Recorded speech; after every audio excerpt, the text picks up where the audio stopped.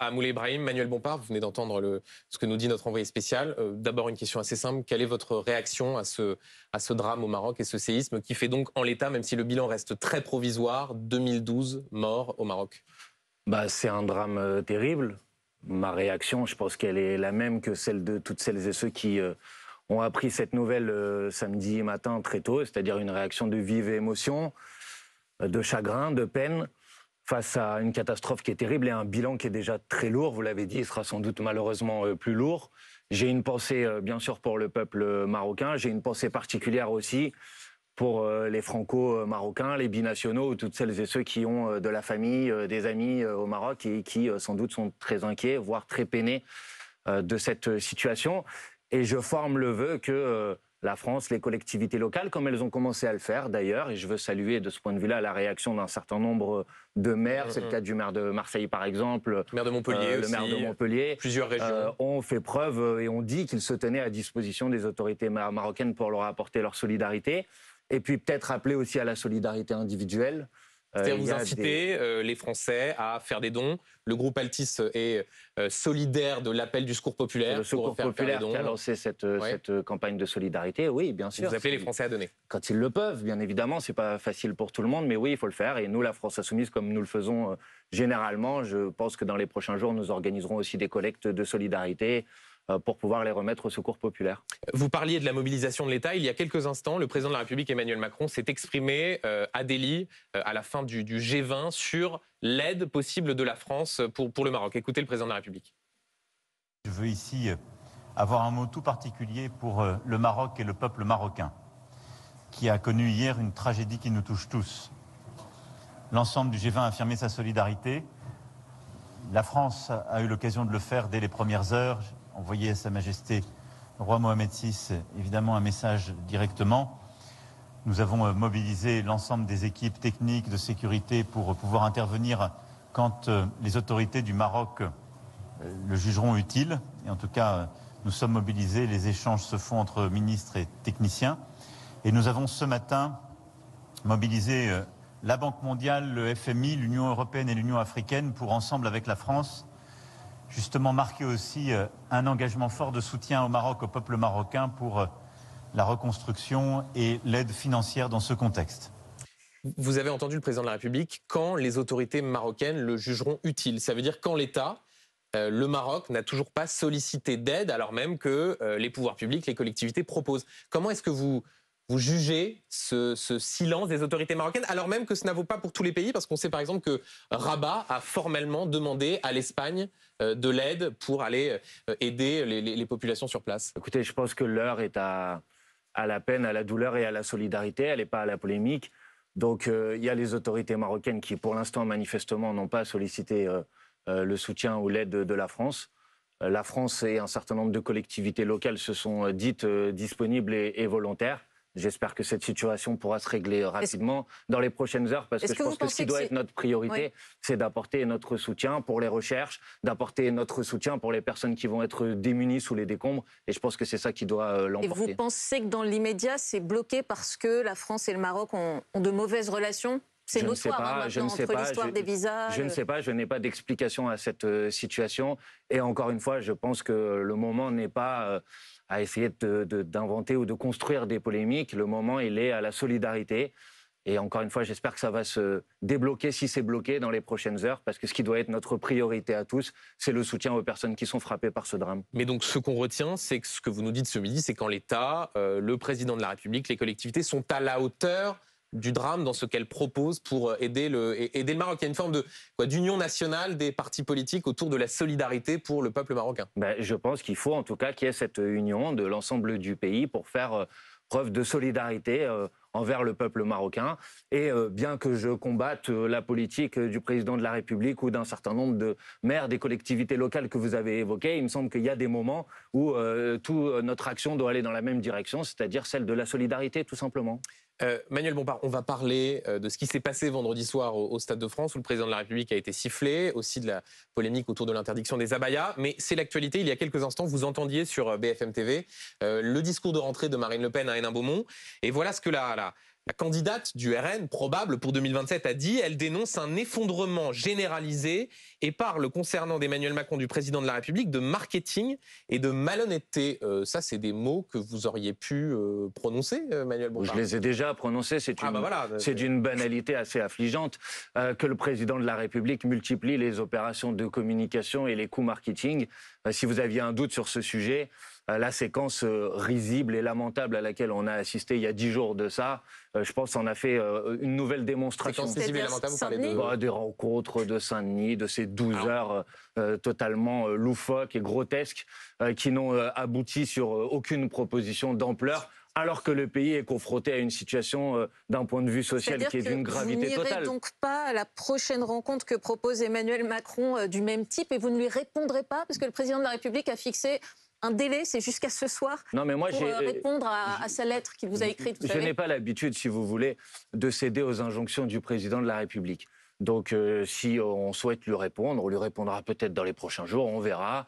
Le délai est son délai, c'est pas le nôtre. Et pour le reste, nous n'avons pas l'intention de participer toutes les semaines à ce type de comédie. Pardon, Manuel Bompard, mais vous y êtes allé, vous aviez expliqué que peut-être vous partiriez, que vous ne resteriez pas au dîner. Si, vous aviez dit non, si c'est pour dîner autour du président de la République, on le fait pas. Bien sûr. Finalement, vous êtes resté. Mais non, mais parce que le dîner a été annulé, Benjamin Duhamel. Ah, vous avez quand même Non, mangé, nous avons reçu. Non, mais monsieur Benjamin Duhamel, soyez honnête. Nous avons reçu une invitation, je pourrais vous la faire connaître si vous voulez, dans laquelle on nous invitait à une réunion de travail suivie d'un dîner. Nous avons dit, nous sommes disponibles, puisque la situation du pays est grave, que les Français sont confrontés à des très grandes difficultés. Nous sommes disponibles pour venir à la réunion de travail et porter des propositions, mais nous n'avons aucun intérêt, aucune volonté de participer à un dîner qui suivrait cette réunion de travail. Ce dîner a été annulé. La réunion de travail s'est poursuivie tard dans la nuit. Donc, pour le reste, moi, je participe aux moments qui sont utiles pour le pays. Et donc, nous sommes venus porter des propositions. Pourquoi ne pas y retourner? Mais parce que le président de la République n'écoute rien. Le président de la République veut vous réunir de nouveau pour vous sonder sur mais parce que le président de la République n'écoute rien, monsieur Duhamel. On a pu il dit qu'il est ouvert sur discuter par effraction. On a pu discuter par effraction des questions sociales et des questions climatiques à 1h du matin, parce qu'au bout d'un moment, on a dit bon, c'est bien gentil votre échange, mais vous savez que les Français, ils sont confrontés à une augmentation du prix des fournitures scolaires de 11%, à une augmentation des prix alimentaires de 21% en 2 ans. Qu'est-ce que vous faites sur ce sujet? Il nous répond rien. Nous lui avons dit il y a une urgence climatique extrême. On l'a vu encore pendant l'été. Qu'est-ce que vous faites sur ce sujet? Il nous répond rien. Et je vais pas continuer comme ça et participer d'une opération de communication totalement ridicule et extraordinairement monarchique. Il y a des institutions dans ce pays, il y a une Assemblée nationale, il y a un Sénat. Si on veut discuter des propositions de loi, on le fait dans les cadres prévus par les institutions. On vous a entendu, Manuel Bompard, et j'en profite pour nos téléspectateurs. Vous voyez juste à ma droite s'afficher un QR code. Vous pouvez flasher ce QR code et poser vos questions à Manuel Bompard. On en relaiera quelques-unes dans quelques instants. Pauline, une question sur ce qui s'est passé vendredi soir au Stade de France. Vendredi soir au Stade de France, Emmanuel Macron a été copieusement hué avant le début du match d'ouverture de la Coupe du Monde de rugby. Vous avez salué ces huées, ces sifflets sur X. Votre collègue Alexis Corbière a même dit que ça avait magnifié ce premier match de la Coupe du Monde de rugby. Est-ce que c'est vraiment ça l'esprit sportif?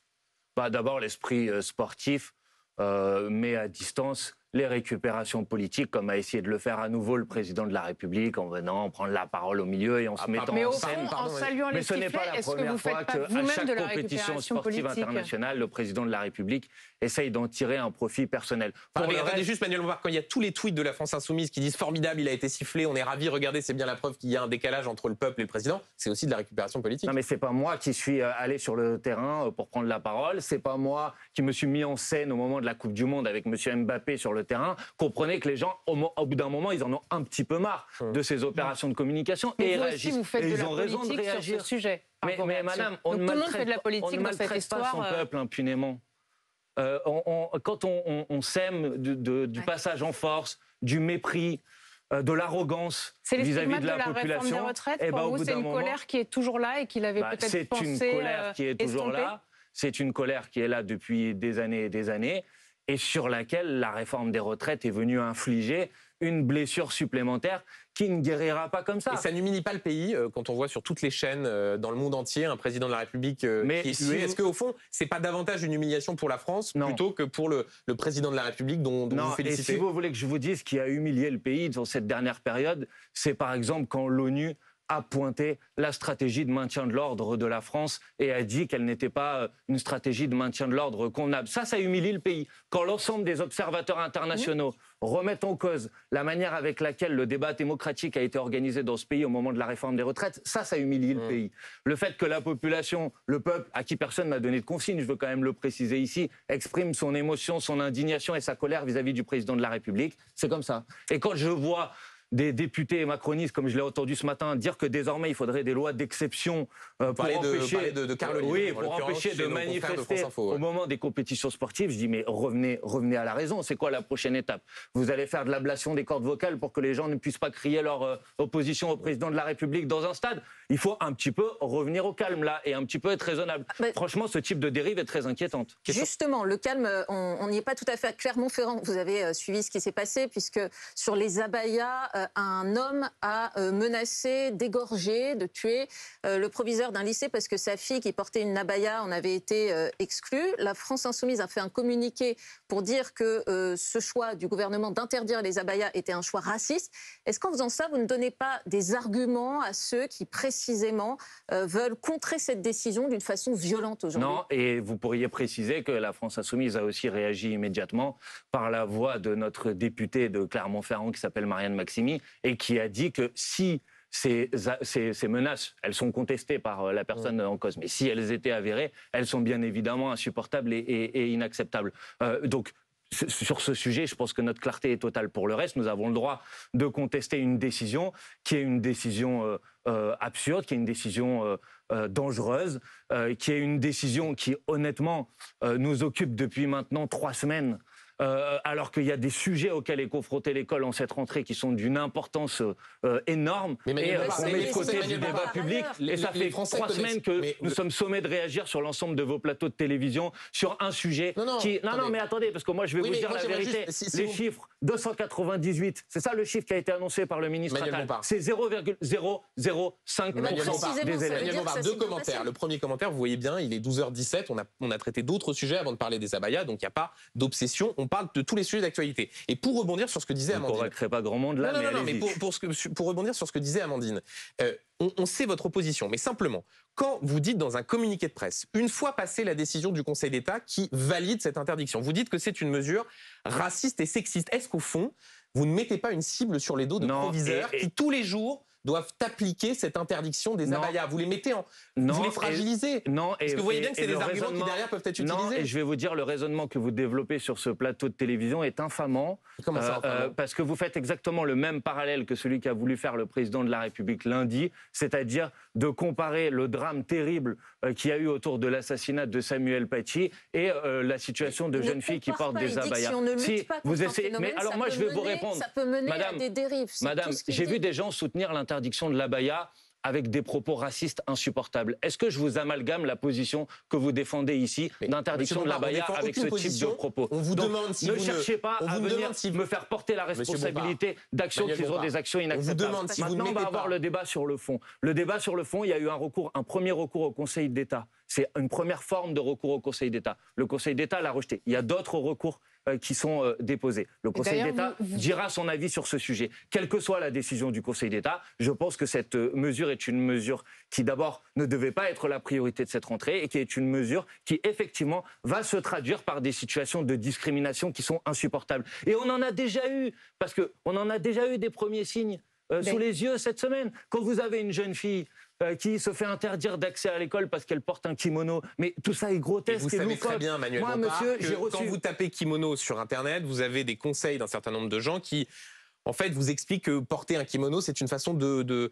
contourner l'interdiction des abayas. Donc, pensez que c'est juste des gens qui, du jour au lendemain, décident d'aller en kimono à l'école. D'accord. Et le t-shirt long, ça sera aussi une manière de... Mais vous voyez bien, par vous-même, par la réponse que vous me faites, que vous êtes rentré dans une logique de laquelle vous sortirez jamais. Moi, je vais vous dire, j'ai reçu un mail d'une jeune fille qui avait une robe à fleurs bleu et blanc et qui a été obligée de rester toute l'après-midi en permanence plutôt que d'accéder en cours parce qu'on lui a dit ta robe, on ne sait pas si c'est pas une abaya. On va se retrouver dans des situations qui sont des situations absurdes. Pour une situation qui concernait 0,25% des établissements scolaires, pour une situation qui a concerné 0,005% des élèves. Alors, excusez-moi, j'ai donné ma réponse sur ce sujet. Maintenant, je voudrais qu'on parle des problèmes de l'école. Alors, si vous me permettez, jusqu'à preuve du contraire, on essaye de poser les questions et on parlera de tous ces sujets. Une question de Pauline Thévenot. Oui, vous parliez des recours devant le Conseil d'État. La France Insoumise avait annoncé vouloir en déposer un. Où est-ce que ça en est ? Pour l'instant, il y a des associations qui ont fait ces recours. Et en ce qui concerne les recours au Conseil d'État, ces associations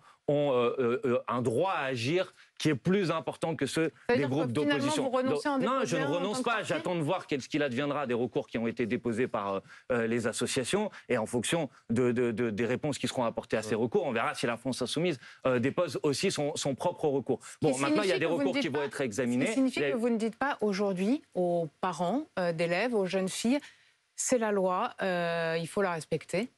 Mais moi, j'ai toujours dit qu'il fallait respecter la loi, mais on a le droit de la contester, cette loi. C'est-à-dire que le Conseil d'État vous dites souvent, voilà, l'interdiction des abayas, c'est raciste et islamophobe. Donc vous considérez que la décision du Conseil d'État est, en l'espèce, raciste et islamophobe. D'abord, c'est une première décision du Conseil d'État qui correspond à un référé liberté, qui est une procédure très particulière. Il y a d'autres recours qui ont été déposés. Pour ceux qui regardent, il y a d'autres procédures qui ont été déposées. Donc, si vous voulez bien, avant de commenter la décision du Conseil d'État, on va attendre que le Conseil d'État apporte l'ensemble des réponses sur l'ensemble des recours qui sont été déposés. Pour le reste, je vous redis que oui, à mon avis, cette interdiction, elle porte un danger qui est un danger de stigmatisation, d'arbitraire, parce que comment vous allez distinguer à partir du moment où le décret qui a été pris, la procédure la circulaire qui a été publiée par le ministre de l'Éducation nationale ne définit pas ce qu'est une abaya, comment vous allez définir ce qui est de l'ordre d'une robe longue et ce qui est de l'ordre d'une abaya? Je crains,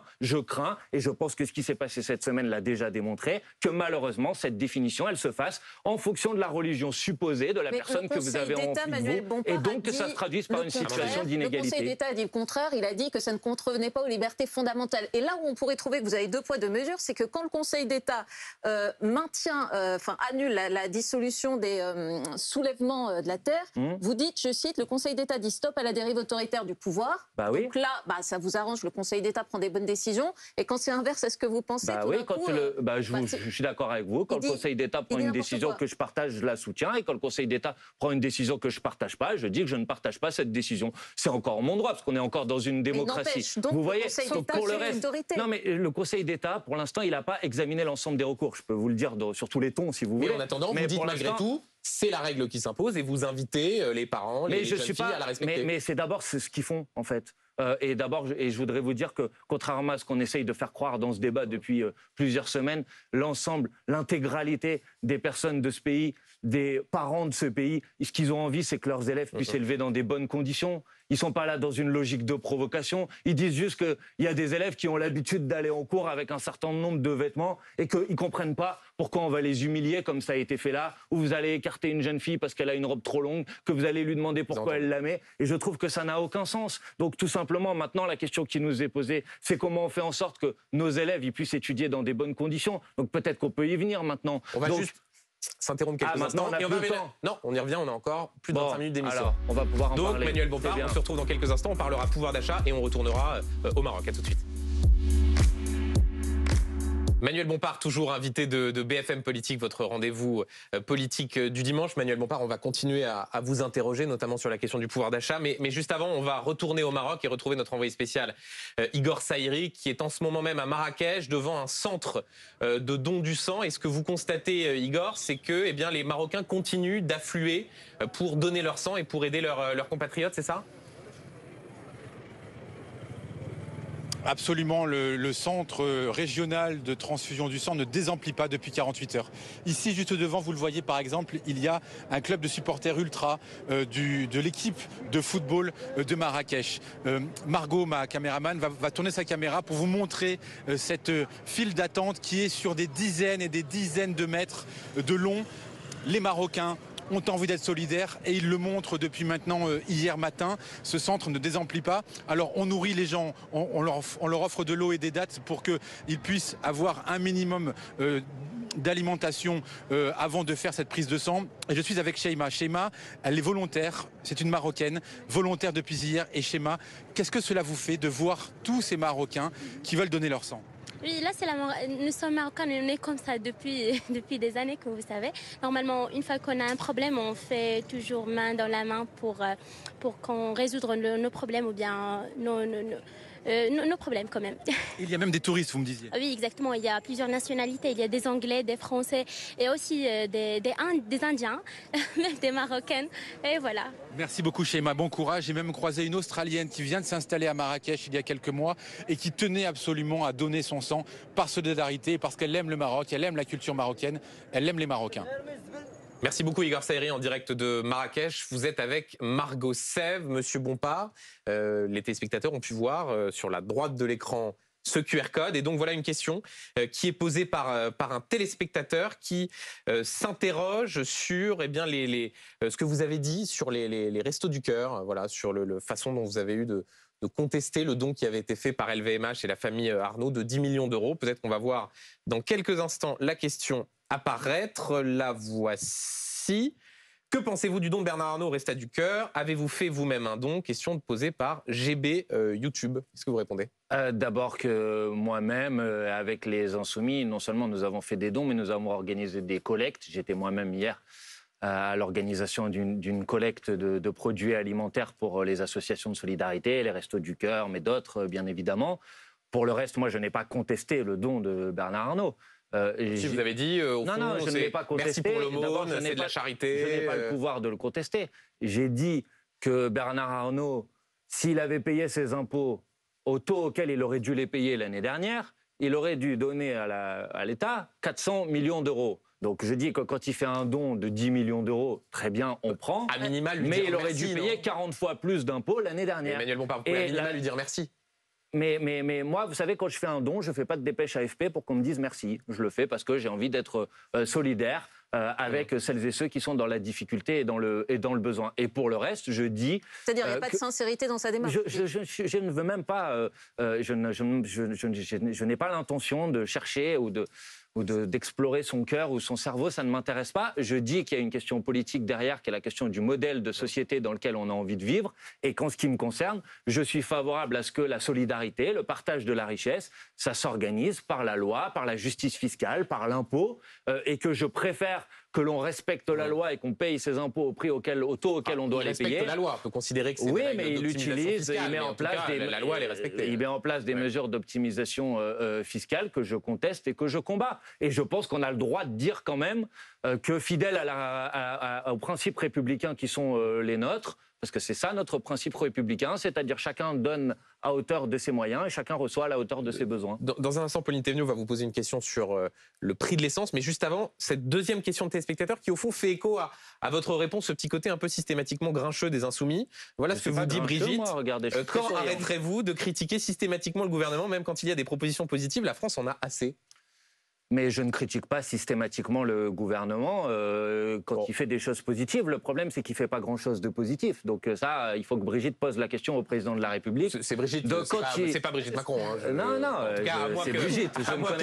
Je ne connais pas son nom. Mais je dis qu'il faut donc que Brigitte pose la question au président de la République de quand il a l'intention d'apporter des réponses qui sont des réponses satisfaisantes aux problèmes auxquels sont confrontés les Français. Moi, quand il y a des choses qui vont dans la bonne direction, bien évidemment, je les prends. Je crois que j'en ai fait la démonstration tout à l'heure en disant, par exemple, qu'en ce qui concerne la solidarité avec le Maroc, toutes les initiatives qui seraient prises et qui iraient dans le bon sens auraient mon appui et mon soutien. Mais je ne vais pas devenir d'accord avec la politique du président de la République qui, depuis des mois et des mois, ne fait rien sur le terrain du pouvoir d'achat. On va peut-être en parler. Ne fait rien pour que les salaires augmentent davantage que l'inflation. Et donc, je conteste les choix qui sont les siens. Question de Pauline, justement, sur l'essence. Sur le pouvoir d'achat, il y a quelque chose qui pèse très très lourd dans le budget des ménages, c'est le prix du litre à la pompe. Et Xavier Bertrand, le président des Hauts-de-France, de la région Hauts-de-France, il propose une ristourne de 20 centimes sur le litre d'essence. Est-ce que vous êtes d'accord avec lui? Est-ce que c'est ça qu'il faut faire? Non, moi, tout ce qui permettra de faire en sorte que les factures soient plus basses pour les Français ira dans le bon sens. Mais il y a une question philosophique derrière, c'est qui doit payer. si vous faites seulement une ristourne, c'est-à-dire que vous faites payer le budget de l'État et donc indirectement vous faites payer les Françaises et les Français. Moi, la question que je pose, c'est à quel moment ce pouvoir va accepter de mettre à contribution les grandes entreprises, les géants du pétrolier, les géants de l'énergie, les géants de l'agroalimentaire. Bruno Le Maire demande au patron de Total de pas augmenter au-delà de 2 euros. Et puis parfois il supplie, parfois s'il vous plaît.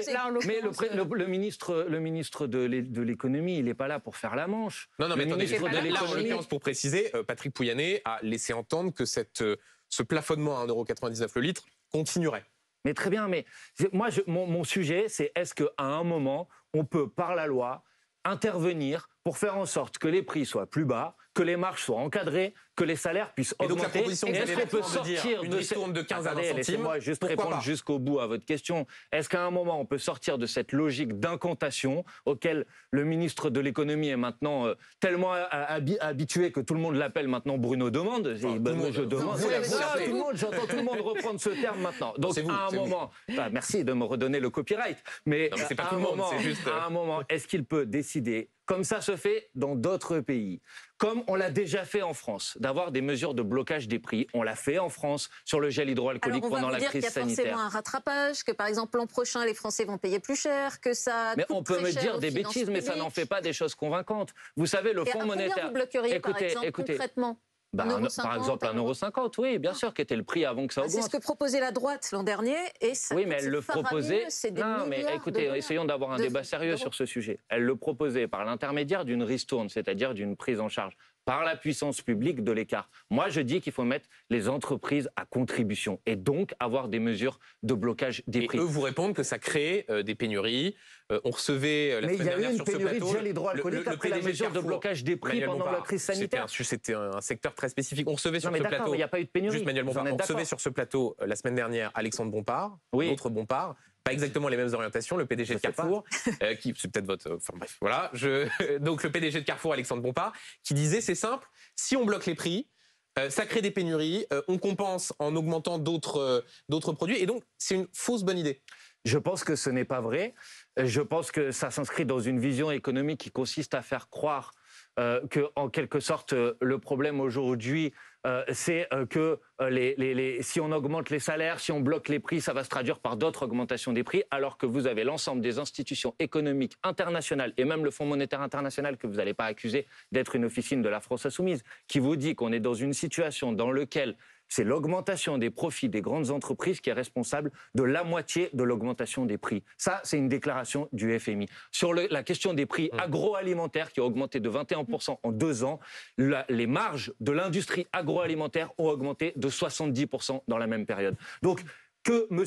Alexandre Bompard vienne sur un plateau de télévision pour protéger ses intérêts économiques et ses marges et dire il ne faut pas faire ça parce que sinon je vais me faire moins d'argent, je peux le comprendre, c'est sa position. Mais moi, ce que je mets en cause, c'est la politique du pouvoir en place. Et je dis qu'il faut avoir des mesures d'intervention économique. Donc, je fais une proposition, blocage des prix. Je fais une deuxième proposition, encadrement des marges dans l'agroalimentaire. Je fais une troisième proposition, indexation des salaires sur l'inflation. Je veux quand même le dire, sur 2 ans, les salaires, si on les compare à l'inflation, les salaires sur 2 ans ont baissé.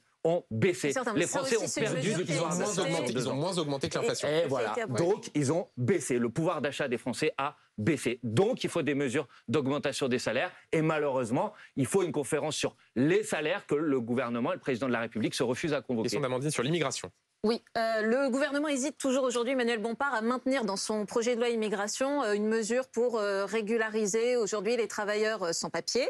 Une partie de la NUPES va s'associer à l'aile gauche de la majorité pour lui demander de maintenir cette mesure. Est-ce qu'à la France insoumise, vous dites au gouvernement, tenez bon, il ne faut pas lâcher sur cette idée? Mais moi, je suis hostile à l'idée que cette régularisation, elle serait limitée à un certain nombre de secteurs économiques qui seraient des métiers en tension. Je suis favorable à la régularisation de l'ensemble des travailleurs et des travailleuses sans papier, c'est-à-dire des gens... Quels que soient les secteurs. Voilà, des gens qui ont un contrat de travail, qui, il faudrait quand même le dire, contribuent davantage à l'économie du pays que ce qui coûte au pays. Tous les chiffres le démontrent, qui contribuent davantage que ce qu'ils reçoivent. Et je dis que ces gens-là puisqu'ils ont un emploi, puisqu'ils ont un contrat de travail, doivent être régularisés, tout simplement. Donc je ne suis pas d'accord avec la proposition du gouvernement qui est de limiter cette régularisation à un certain nombre de secteurs qui seraient des métiers en tension. Comment est-ce que vous jugez le fait que certains de vos partenaires de la NUPES décident de s'associer à l'aile gauche de la majorité pour visiblement travailler sur cette tribune et pour essayer de mettre la pression sur le gouvernement sur cette question des titres de séjour? Je ne sais pas, c'est à eux qu'il faudra poser la question. C'est inconcevable de signer une tribune avec l'aile gauche de la majorité. Non, mais d'abord, c'est pas... Il y a des députés de votre groupe LFI qui y ont songé, qui sont allés assez loin dans la démarche, et c'est juste au dernier moment que ça... Mais n'essayez pas de nous faire passer pour des gens que nous ne sommes pas. Non, je vous pose des nous, questions. on est tout à fait capable de discuter avec qui que ce soit, c'est pas le sujet. La question, c'est pour faire quoi? Bon, là, il faut pas raconter n'importe quoi. Le gouvernement, il s'apprête à... on ne sait pas encore si elle va voir le jour ou pas. D'ailleurs, cette proposition de loi sur l'immigration, puisqu'elle devait arriver au mois de mars, finalement, elle devait ensuite arriver au mois de juin. On nous en a parlé au mois de juillet. Puis maintenant, on nous dit peut-être en septembre, mais c'est même peut-être en octobre, mais c'est même plus sûr. Bon, donc on verra. Si elle arrive, mais pour l'instant, est-ce que vous voterez cette disposition ou pas? Mais on ne vote pas sur une disposition, on vote une proposition de loi. Et dans cette proposition de loi, il y a des mesures que je combats de manière vigoureuse. Et donc, bien évidemment, je ne voterai pas en faveur du projet de loi Asile et Immigration de ce gouvernement. Ni l'article en question, ni le texte, rien. L'article, on verra ce qu'il y a dedans. Mais je crois que je vous ai dit clairement que si c'était limité aux métiers en tension, ce n'était pas notre manière de voir les choses. Une question de Pauline sur le marathon budgétaire qui va bientôt commencer à l'Assemblée nationale. Oui, et la Première ministre Elisabeth Borne, elle a un peu affiché la couleur en reconnaissant qu'elle serait très certainement obligée ou contrainte, ou qu'en tout cas, elle n'excluait pas de dégainer le 49.3 à nouveau. Et ce peut-être même dès le tout début de la reprise des travaux à l'Assemblée avec la loi de programmation des finances publiques. Si le gouvernement, Elisabeth Borne, utilise le 49.3, est-ce que vous nous dites aujourd'hui que la conséquence sera que vous déposerez une motion de censure de façon presque mécanique? Écoutez, moi, je ne décide pas tout seul. Je suis membre d'un groupe parlementaire. Vous en avez déjà discuté entre vous? Et je vous donne mon avis personnel. Mon avis personnel, ça a été en tout cas l'état d'esprit qui a été le nôtre l'année dernière, c'est qu'à chaque fois qu'il y avait le recours à l'article 49.3, auquel nous sommes opposés, nous y répondions par le dépôt d'une motion de censure. Et donc ça devrait continuer ainsi? On verra, il faut qu'on en discute, puisque pour l'instant, vous m'interrogez sur des 49.3 qui n'ont pas encore été... ils sont quasiment annoncés par le gouvernement. Et c'est ce qui devrait d'ailleurs nous intéresser davantage. C'est l'incapacité du gouvernement à élargir sa majorité, qui est aujourd'hui minoritaire. Ça fait depuis un an qu'on nous explique que la priorité de Mme Borne, c'est d'aller trouver de nouveaux alliés, etc. Ils sont incapables de le faire. Alors vous voudriez qu'ils gouvernent avec la droite? Je ne dis pas que je veux qu'ils gouvernent avec la droite. Je dis que leur isolement devrait vous interroger. Et alors, la question de Pauline était sur donc vous, les potentiels 49.3 que vous pourriez déposer. On voit que la droite aussi... peu 49.3, motion de censure, pardon, parce que vous n'avez pas encore cette possibilité de faire des 49.3. Et si on était au pouvoir, et vous n'y êtes pas très favorable. Si la droite décide, elle aussi, de déposer des motions de censure sur les textes budgétaires, est-ce que vous pourriez vous y associer, quand bien même vous êtes sur des lignes totalement différentes sur ces sujets-là? Et ça dépend ce qu'il y aura dans cette motion de censure. Écoutez, moi, quand le groupe... Donc c'est Bruno demande et vous, ça dépend, quoi. On ne peut pas avoir de... Mais non, mais Benjamin Duhamel, peut-être que vous votez des textes sans savoir ce qu'il y a dedans, ou vous lisez des textes sans comprendre ce qu'il y a dessus, mais moi, non. Donc moi, en fait, ce que j'essaye de faire, si vous voulez, c'est de regarder un texte, de voir ce qu'il y a dessus, et si je suis d'accord, je dis que je suis d'accord, et si je suis pas d'accord, je dis que je suis pas d'accord. Mais là, vous me demandez de répondre à un sujet sans savoir ce qu'il y a à avoir dans le texte. Donc c'est pas que je ne veux pas répondre à votre question, c'est que j'essaye tout simplement d'être sérieux. La droite va dire qu'il faut être plus ferme et tenir les cordons de la bourse, et vous direz qu'il n'y a pas assez de dépenses sociales. Donc a priori, ça n'aura rien à voir. Quand bien même... Mais je vous laisse à vos a priori. Écoutez, moi, j'ai appuyé, j'ai soutenu une motion de censure qui n'était pas déposée par mon groupe, qui était déposée par le groupe Lyot, avec lequel j'ai par ailleurs un certain nombre de désaccords politiques, contre la réforme des retraites, parce que je me retrouvais avec l'état d'esprit et la nécessité de censurer le gouvernement sur ce sujet. Encore une fois, c'est pas que je veux pas répondre à votre question, c'est que je ne sais pas, vous m'interrogez sur quelque chose qui n'existe pas pour l'instant. Voilà. Maintenant, si vous voulez savoir si ma volonté est de censurer le gouvernement, ma réponse c'est oui. Et donc, si de le faire tomber. Si ma volonté, c'est de faire en sorte qu'il puisse y avoir le plus rapidement possible dans ce pays un autre gouvernement, ma réponse est oui. Et je pense que les Françaises et les Français en ont bien besoin si on veut pouvoir apporter des réponses aux problématiques qu'ils ont sous les yeux. Une question de Pauline Thévenoud sur les européennes. Sur les européennes, on a vu il y a quelques semaines maintenant votre université de rentrée dans la Drôme où Ségolène Royal a été accueillie presque comme une rockstar. Vous aviez l'air ravi de sa proposition de conduire une liste d'union de la gauche aux européennes. Et puis patatras, il y a 5 jours, on a vu un communiqué Finalement, vous lui claquez quand même poliment mais fermement la porte au nez. Non. Vous en êtes tout sur... En fait, ni l'un ni l'autre. C'était pas une bonne idée, en fait, Ségolène Royal. Mais en fait, le problème, c'est que vous inventez une première position et puis ensuite, quand vous voyez la deuxième, vous m'expliquez qu'elle n'est pas pareille que la première que vous aviez inventée. Donc, je vais vous répondre de manière très claire.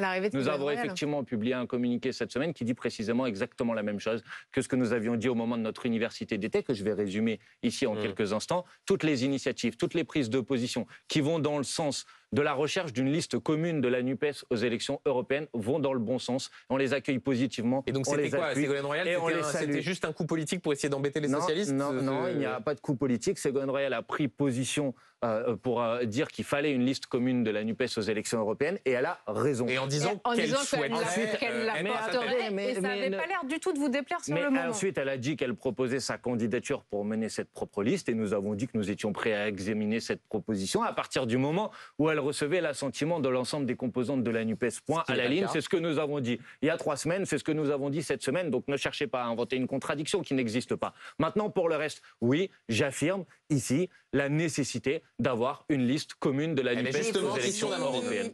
Oui, ma question est simple. Est-ce que vous y croyez encore? Oui. Dans la mesure où le Parti socialiste se dirige vers une liste autonome, ça doit être ratifié par les militants. Les écologistes et les communistes ont déjà leur propre candidat. Ça semble quand même très, très mal parti. Écoutez, moi, je pense que c'est ce dont nous avons besoin, parce que l'enjeu des élections européennes, c'est de finir en tête. Oui, mais là, il y a un principe de réalité, les autres. Non, mais attendez. C'est de battre la liste d'Emmanuel Macron, de battre la liste de l'extrême droite et de montrer qu'il existe pour le pays une alternative autour de la NUPES. Et pour ça, il faut que la NUPES présente une liste commune aux élections européennes. Donc moi, je cherche à convaincre. Oui, j'observe que en cette rentrée... Attendez, vous m'avez posé une question, laissez-moi juste aller au bout de ma réponse. J'observe qu'en cette rentrée, les lignes ont bougé dans la bonne direction, puisqu'il y a un certain nombre de prises de position qui ont été faites. Vous avez cité Ségolène Royal.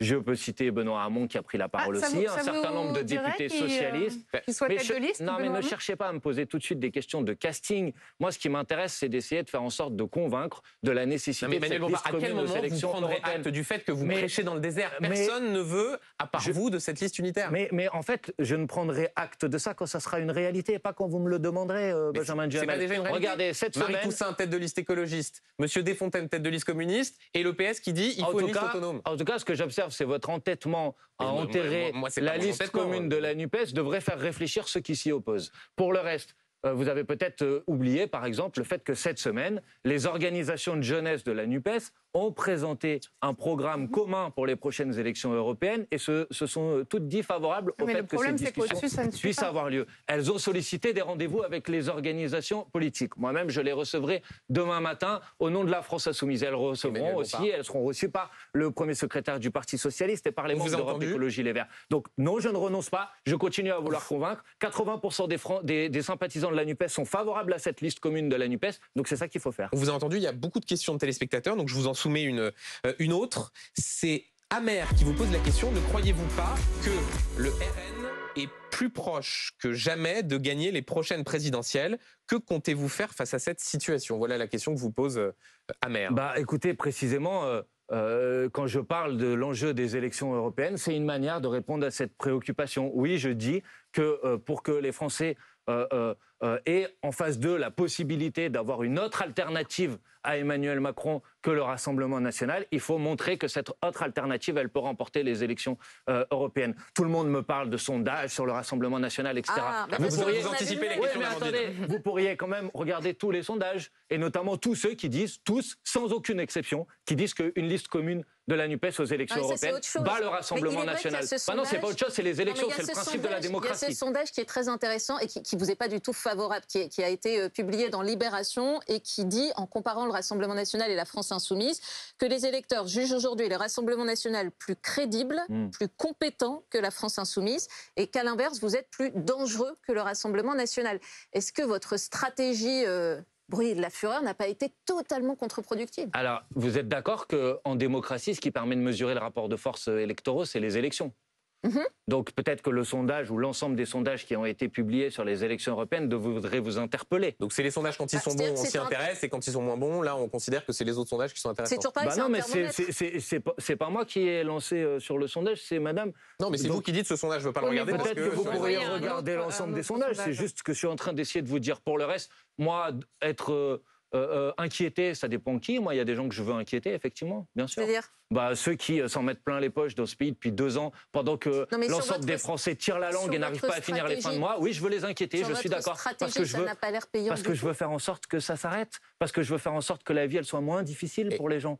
Parce que je veux faire en sorte que les gens ils puissent avoir des salaires qui leur permettent de vivre dignement, que nos élèves ils puissent aller à l'école avec des cahiers, des trousses et des stylos pour pouvoir étudier dans des bonnes conditions. Vous comprenez ? On ait le temps de vous soumettre une autre question, cette fois de Timothée, qui vous demande quel sera le candidat de la France insoumise aux prochaines élections présidentielles, à la prochaine élection présidentielle. Je dis à Timothée d'attendre un peu, parce que les élections présidentielles, je sais que les macronistes sont déjà préoccupés par le fait de savoir si ça sera M. Darmanin ou quelqu'un d'autre qui sera le futur d'Emmanuel Macron, ou par Emmanuel Macron lui-même, parce qu'apparemment, il n'écarte pas la possibilité de faire un troisième mandat. Oui, mais il est peut-être prêt à changer la Constitution. Mais nous, à la France Insoumise, pour l'instant, ce qui nous intéresse, c'est d'essayer de continuer à nous battre. Il n'y a pas un candidat naturel. Jean-Luc Mélenchon, c'est pas le candidat naturel de votre famille politique ? Jean-Luc Mélenchon, il a été déjà candidat à l'élection présidentielle pour nous. Il y a 1 an, il a fait 22% des voix. Donc, bien évidemment qu'il a une légitimité que personne ne conteste. Mais là, la question que vous me posez, c'est qui sera notre candidat en 2027 ? Est-ce que ça ferait un bon candidat, Jean-Luc Mélenchon ?